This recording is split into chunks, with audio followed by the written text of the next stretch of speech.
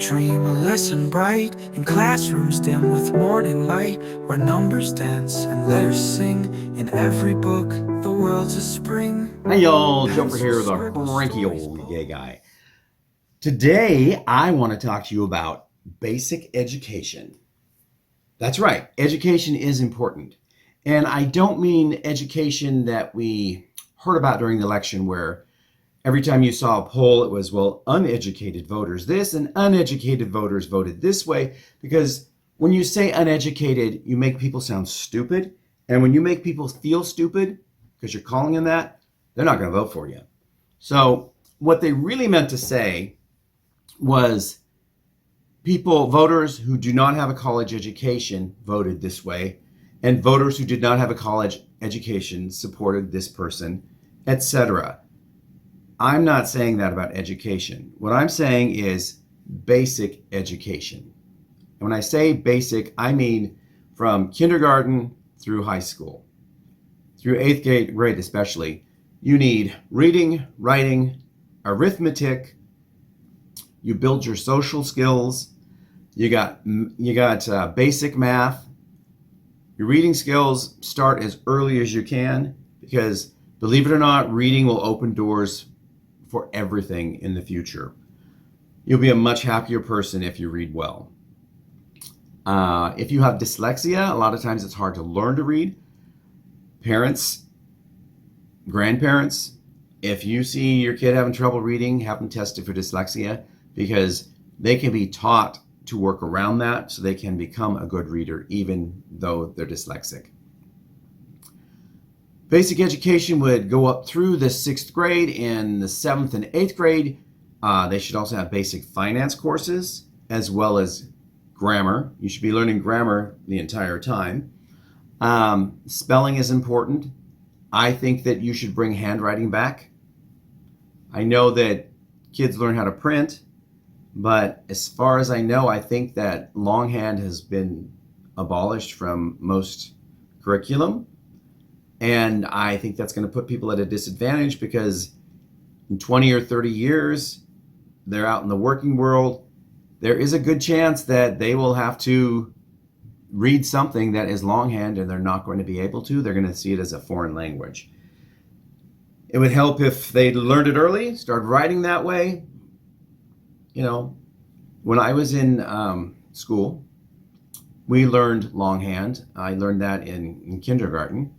And throughout school, when you turned in papers, if they were printed, they would hand them back to you and say, you need to write this in cursive, which is longhand. So you had to write in longhand and you had to become efficient. Is that the word? No. Anyway, you had to be good at it. And I mean, it was still kind of sloppy sometimes, if you have a shaky hand, everything's not perfect, but at least you knew how to do it because everyone can print. Everyone knows the letters. Well, they do if they've gotten basic education. And then when you get to 7th and 8th grade, you're going to have physical education. These are requirements. Physical education, finance. You still have English courses. They probably don't do this anymore, but we had to break down sentences, past participle, subject, verb, adjectives. And we had to map those out in sentences. I don't know if kids have to do that these days because I haven't talked to any grade schooler about their English program in years. High school. In high school, I think they can be a little bit more relaxed and give you some options. There should be an art option, a music option. You still have to do math. I think math, get the basics down in grade school and then start going forward. Do you need to take advanced trigonometry and calculus? Probably not. If that's something you want to go into, you can take it in college. However, trying to take it in college along with all your other college courses, it's going to make college a lot harder for you. So if you have the opportunity and you've passed your basic math skills, at least go as far as algebra in high school, because algebra is something that you will use throughout your life around the house, calculating measurements, sewing a dress, working on a car, building anything. you're going to need to know some algebra. It's going to help you. If you want to go further than that, that's up to you. Art, I think art should be part of the curriculum from kindergarten up, because when you build artistic skills, people are going to do better in life. They're going to be happier. They can express themselves. They can let things out that they would otherwise be holding in. Finance. When I say finance, it's personal finance. I mean, it would be great if they also taught finance for loans and insurance and that kind of stuff, because people will go into those fields after they get out of school. It'd be nice to know how they work. But basic finance, meaning you know how to write a check. I know, people are going to say, what's a check? Everything's electronic. Well, it doesn't have to be. Most of my payments are electronic, absolutely. But there are some that require a paper check. So you need to know how to do that. And even if you're using electronic, you should still have a check register, which is a paper one, where keep your receipts when you buy something. Make sure you put that in your register so you have a running tally of what's in your account, and not just depending on what's showing up when you open your phone and look at your bank app. Because if you have something that doesn't correlate with what's on your bank app, well, that means they either forgot something or you don't have a receipt for something. Maybe someone took your card and they're using it, and you could have a whole bunch of charges on there, or ongoing subscriptions that you didn't know that you signed up for. But if you know that, then you've written down in your register, and that way it's basic accounting, and it's going to teach you. And when you get into high school, offer an accounting class as well. Numbers are very important, because there are people who will go into accounting. And if you have that skill in high school, if you want to go get a degree and take accounting in college, it's going to be a lot easier for you. You're going to be a lot more successful. Now, I'm not saying that everyone who gets out of school needs to go to college. Not at all. If you need additional training in something, you can go to a trade school, which would teach you a skill that you can actually use. Hopefully, it would be a skill that will give you a decent paying job so you can make a good living. Let's say mechanic, HVAC, beauty school, hairstyling. Oh boy. I know a lot of people who went to school for art after high school, like art majors, and they don't end up working in the art field. Think about that one. So be careful if you do spend money to go to college. Pick some things that you're actually going to be beneficial to you when you finish school. Another thing that they need to teach in high school is civics, meaning how the country works. Now, back when I was younger and in the 70s, there was this thing called, what was it called? Schoolhouse Rock. Yes. And one of them was, I'm a bill, I'm simply a bill. And it showed in a cartoon format how laws are made, how a bill is written, how it's presented, how it's voted on, how it is voted for or voted against.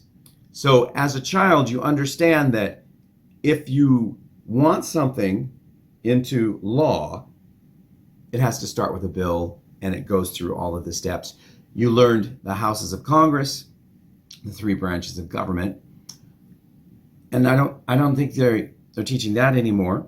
At least during the political season, I see on the street interviews, and some of the people have zero idea how anything in Washington works. They only know whatever talking head they're listening to on TV tells them. So basic education includes civics. Now, would I ever say the uneducated voted for XYZ? No. Because to me, uneducated means pre-remedial. So when someone is illiterate, that doesn't mean they're uneducated. It means illiterate just means you can't read. But they might be very, very smart and pick things up face to face. So they're not uneducated. When I say uneducated and I say pre-remedial, I mean remedial is the lowest. It's learning beginning. It's a lower level of learning where they haven't advanced past a certain stage. Pre-remedial means they've had no education whatsoever. And I don't mean just education in school, I mean education in life. So when you say uneducated, that's what I think of, is people who've had no education in life.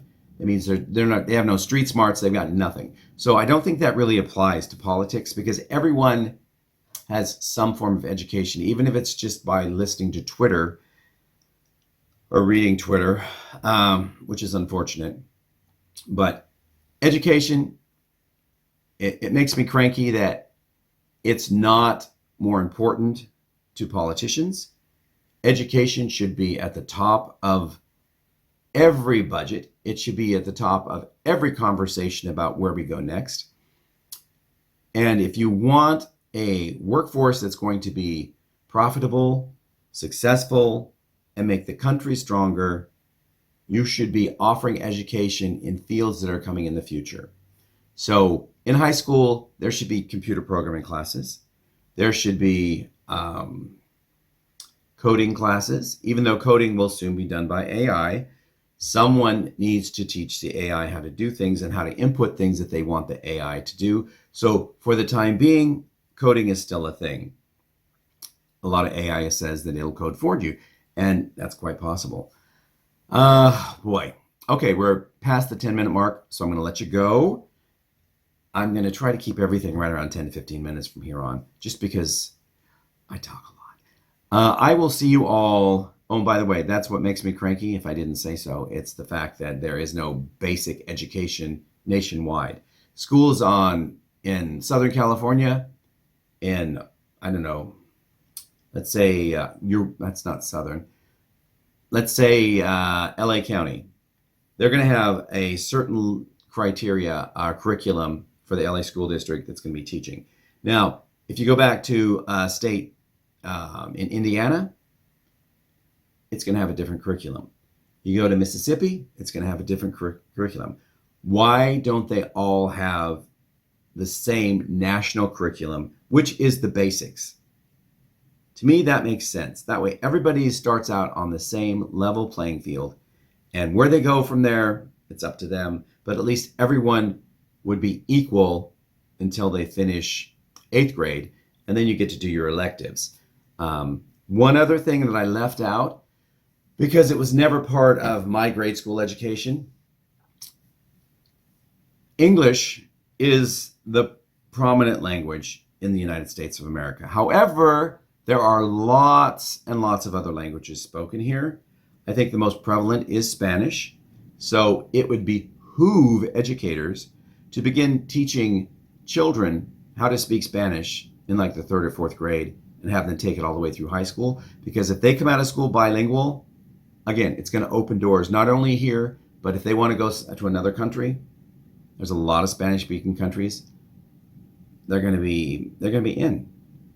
So that's another thing. And we aren't even going to talk about immigration, because that just really makes me cranky, the way that certain people talk about it. I will see you all tomorrow, which will be Friday. Talk to you later. Bye-bye.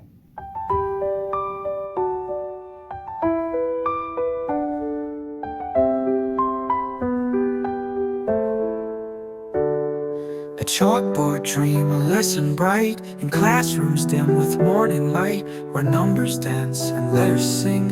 In every book, the world's a spring. Pencils scribble stories bold, with every fact the future's told. Erase the doubt, embrace the thrill, with every word a heart we fill. ABC matters, come let's learn. Turn the page, watch the mind yearn.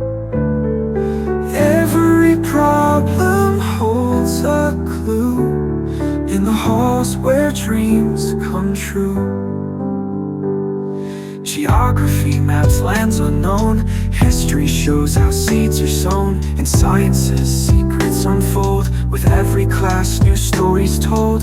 Learn to write and learn to spell. Step by step we break the shell. Truths revealed in simple lines, building bridges vast and fine.